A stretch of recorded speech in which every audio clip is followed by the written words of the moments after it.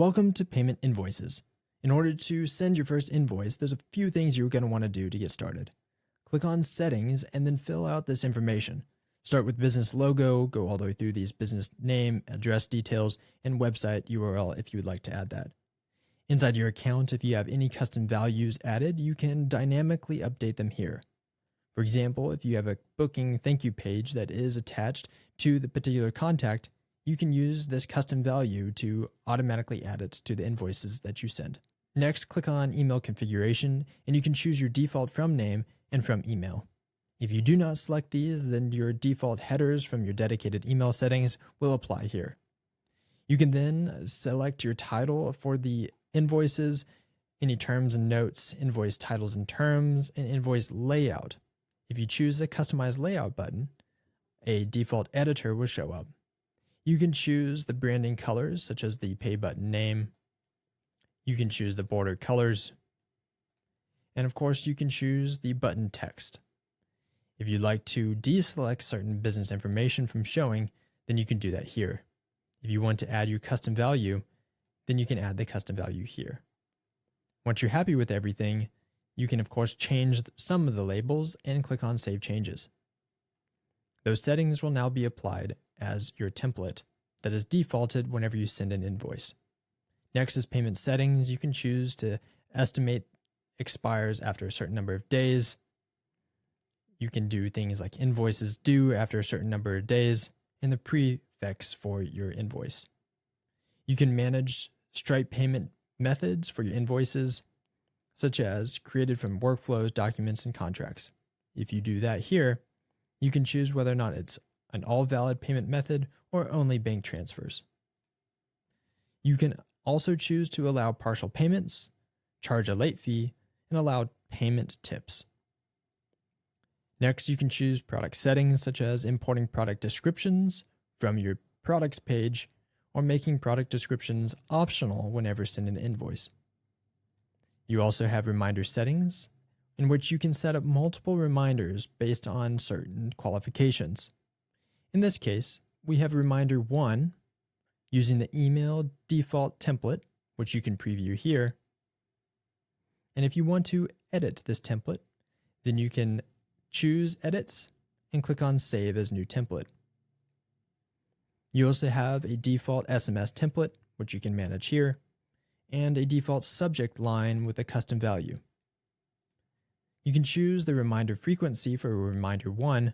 In this case, it's going to send every 3 days before the invoice is overdue, with a max reminder of 1. It'll choose to send during the business hours of 8 a.m. to 6 p.m., and you can choose whether or not this is based on the business time zone or the contact time zone. Reminder 2, reminder 3, and additional reminders can all be adjusted likewise. Once you're happy, click on Save. Underneath Billing Custom Fields, you can choose to add additional custom fields that are defaulted to the account. In this case, we have only one custom field, which is puppy name. This will be added to the Bill To section, and you can create and add additional custom fields underneath your account settings. The last thing is notifications. You can adjust your customer notifications and team notifications. Underneath this customer notification default, you can see the email default, SMS default, subject line for the email, and the estimate received template, as well as the invoice payment successful, invoice payment failed, auto payment information, auto payment amount changed, auto payment failed, auto payment schedule received. You can choose to turn these on or off. Once you're happy with the settings, click on Save. Underneath team notifications, a lot of these same details are applicable. In this case, we only have email templates available rather than SMS. You can also set up default and automations underneath the Automations and Workflow section if you want to add additional team notifications to your account. When we click on Back, all of our settings are now set up for invoices. We will then need to integrate a payment gateway if we have not already done so.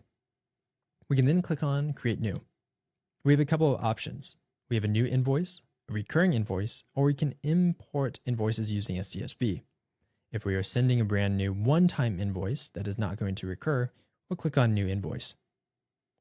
Underneath the New Invoice section, we can choose the business and customer information. We can then choose the account that is sending from. We can choose to link it to an opportunity, but we'll have to first select a customer. So let's start. We'll start by naming. We'll then choose which business information to send from. We can always edit it on a per invoice basis, but using our settings, it'll default to whatever we've attached there. We can then choose the customer information. In this case, we're going to send to Bob. We're going to link an opportunity, which is Bob's shed, and we'll go choose our invoice number. This will dynamically update based on the number of invoices you've sent, or you can choose a manual one. You can choose the issue date and the due date. Below this, we can add a product. We can also choose to enable taxes automatically. When we add a product, we can either choose from one of our products available, or we can create a product. When we create a product, we can choose whether or not it's a physical good, digital good, or service. Underneath the price name, we can choose our amount. Once we choose the dollar amount and choose our tax category, we can save for a later use or click on Save for one time. We can always come back and add additional descriptions. We can choose to add tax, delete, or add additional products by clicking on the plus button. We can choose to add a discount, whether it's percentage or custom amount, and we choose a payment schedule. If we choose a payment schedule, we can do percentage based and add multiple payments, or fixed amounts, and the same is applicable. We can choose the due dates, and it will break up the payment schedule for the total amount. As we're editing, we can see a default view on the right-hand side of what the official invoice will look like. We can choose to add terms and conditions, charge a late fee, whether it's flat or percentage, include tipping, and add attachments. Once we're happy with all of our invoice settings, we can click on Save. In our case, we will have to fill out any of the errors that show up. So tipping was an error. We'll click on Save, and now the invoice is ready. Now we have a couple of options. We can click on the three dots, and we can click on Preview. We can also go back, and we can click on Record Payment. We can also convert to a template if we want to use it in the future, and we can manage payment methods. When we manage the payment method, we can choose whether or not it's an only bank transfer or all valid payment methods. When we click on the Send button, we can either copy and mark as sent, or we can click on Send directly. When we click on Send, if there's an email available, we can choose email and text, or email by itself, or text. We can choose whether or not it's a test or a live option.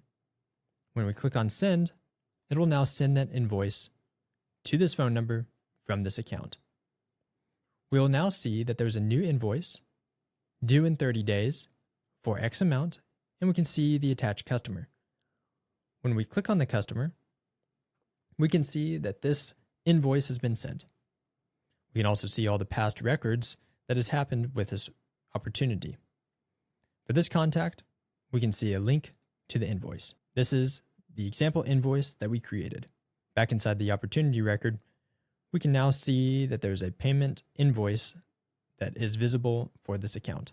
Going back to our invoices, we can see that there's an invoice due. We can go and click on the three dots, and we can void, we can clone, convert to template, and record payment.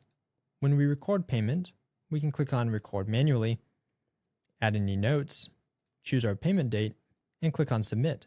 Now that the payment is completed, it'll be marked as paid with invoice received. Those results will now show up in our dashboard. The same is true for a recurring template, but whenever we choose a recurring invoice, the only difference is that I'll choose how often you want to send this invoice. For example, if there is a weekly or monthly lawn service care subscription that you give out to your customers, then you can choose a weekly, choose the day it's sent, and choose how often it is sent. And you can choose how many days in advance from the due date the invoice sends out. This will send to either email, text, or both if you set it, and then you can choose to schedule it out. That way, your end customer will receive an invoice and get notified that they have a new invoice due. They can then click on the invoice, whether it's SMS or email, and then pay the invoice. You and your team can choose to be notified once the payment is received.